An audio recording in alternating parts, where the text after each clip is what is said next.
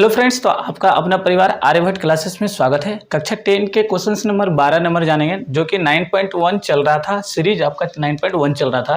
Question number 12 में देखिए, आपको स्क्रीन पे दिख रहे हुए क्वेश्चंस कुछ इस प्रकार से कह रहा है कि 7 मीटर ऊंचा एक भवन है। भवन की ऊंचाई दे चुका है 7 मीटर और उसके जस्ट सामने में एक केबल टावर लगा हुआ है। क्या लगा हुआ है? Cable tower.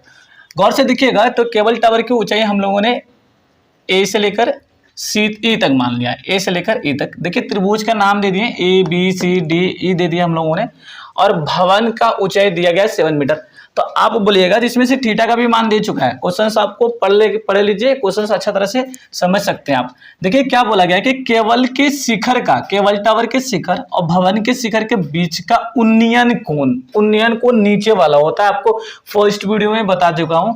उन्नयन कोण 60 डिग्री दिया है, जबकि केवल टावर का पाद बिंदु यानी नीचे वाला और भवन के शिखर का अवनमन कोण ऊपर वाला होता है।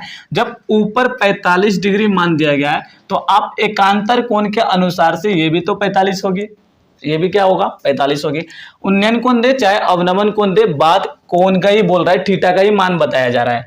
अब गौर से देखिएगा कि टावर जब भवन की ऊंचाई दिया गया है यानी P का मान दिया गया है, तो B का मान तो आप जरूर निकाल सकते हैं। ये त्रिभुज 1 का बात हो रहा है, ये त्रिभुज 2 का बात हो रहा है। जब P का मान दिया गया है तो B निकाल लीजिएगा आराम से। जब B निकल जाएगी तो ये E से लेकर D और B से लेकर C दोनों तो सेम निकलेगा, और जब B निकल जाएगी इसकी तो इसका P भी निकाल सकते हो। जब P निकल गया तो A से लेकर B तक का मान हम लोगों को पता चल गया, और B से लेकर E तक का भी मान 7 है। दोनों को जोड़ देंगे तो टावर की ऊंचाई आराम से निकाल सकते हैं। चलिए, तो कैसे बनाया जाएगा? तो सबसे पहले हम आपको बता रहे हैं कि त्रिभुज, पहला त्रिभुज में ईडीसी में काम कीजिए। किस में काम कीजिएगा? ईडीसी या सीडीई में काम करते हैं हम लोग, सीडीई में काम करते हैं, जिसमें से भवन की ऊंचाई सीडी की वैल्यू दे चुका है 7 मीटर और ईडी का वैल्यू नहीं दिया गया है। ईडी का वैल्यू नहीं दिया गया, लेकिन थीटा का मान दिया गया है हम लोगों के पास 45 डिग्री। थीटा का मान कितना दिया गया है? 45 डिग्री। आप जानते हैं कि tan 45 का मान 1 होता है, नहीं जानते हैं तो आप टोटल मान याद कर लीजिए, ताकि आपको 9.1 बनाने में बहुत ज्यादा मदद करेगी। देखिए tan 45 का मान आप यहाँ पर बताइएगा कि ये P है हमारा और ये B है, तो P और B tan थीटा में आता है, इसलिए यहाँ पर भी हम लोग इस्तेमाल करेंगे tan थीटा बराबर P बटे में B। टेन थीटा बराबर क्या इस्तेमाल करेंगे? P बटे में B। थीटा का मान आप लोगों को पता है, टेन थीटा का मान यहाँ 45 डिग्री मेंशन कर चुका था, और P का मान देखिए यहाँ पर CD। P का मान हमारा क्या है? CD है, और B का मान हमारा है ED है। क्या है? ED है। अब देखिए tan 45 का मान 1 होता है और इसके नीचे में कुछ नहीं होता है तो 1 होता है। 1 से डिवाइड करने पे कोई फर्क पड़ेगा क्या?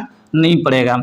चलिए, CD का वैल्यू दिया गया है 7 मीटर, ED का वैल्यू नहीं दिया गया, तो ED का वैल्यू निकालने के लिए तो हम काम कर रहे हैं इसमें। तो ED का वैल्यू निकालने के लिए क्या कीजिएगा? बोलेगा कि क्रॉस मल्टीप्लिकेशन गुना कीजिएगा। क्रॉस मल्टीप्लिकेशन कहने का अर्थ है त्रियक गुना।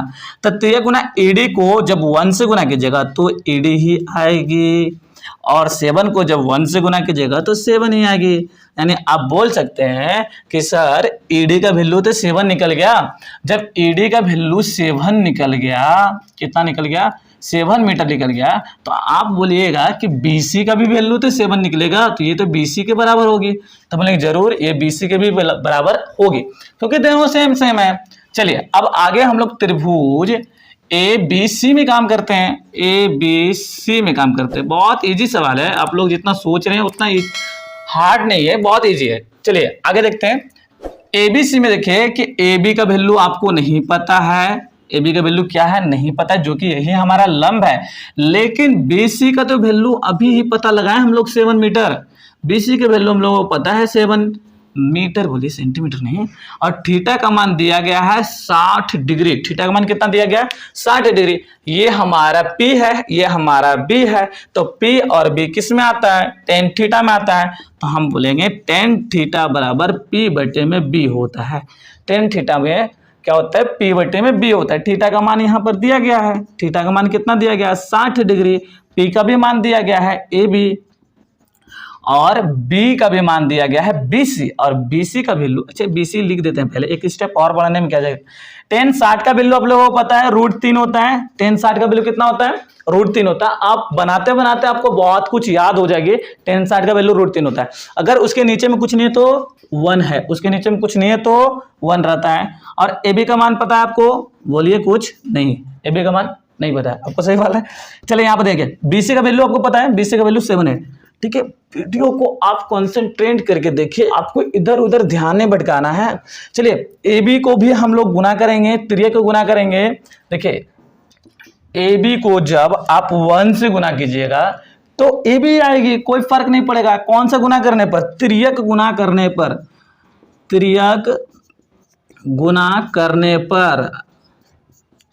चलिए तो AB को जब 1 से मल्टीप्लाई कीजिएगा तो AB आएगा, और √3 को जब 7 से मल्टीप्लाई करेंगे तो हम लोग आ जाएगा 7√3 मीटर।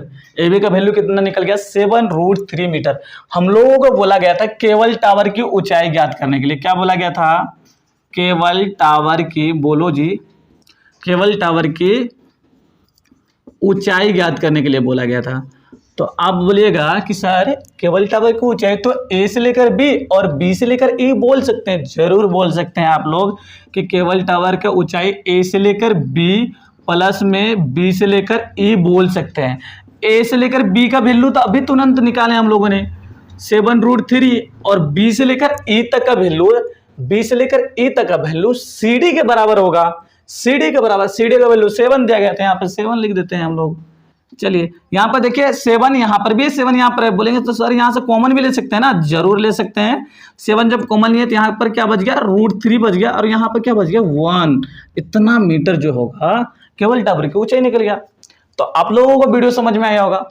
वीडियो नहीं समझ आएगा तो फिर से वीडियो देखिए, वीडियो में कुछ नहीं दिया, सरल भाषा में समझाया है, और इससे बेहतर तरीका आपको कहीं यूट्यूब पर नहीं मिलेगी। तो आई होप, आशा करते हैं कि आप लोगों को वीडियो समझ में आया होगा। अगर वीडियो समझ में आया होगा तो लाइक कमेंट सब्सक्राइब जरूर कीजिएगा। तो मिलते हैं नेक्स्ट वीडियो में, तब तक के लिए आप मुस्कुराते रहिए और अपने पढ़ाई को इसी प्रकार से जारी रखें। Thank you, have a nice day.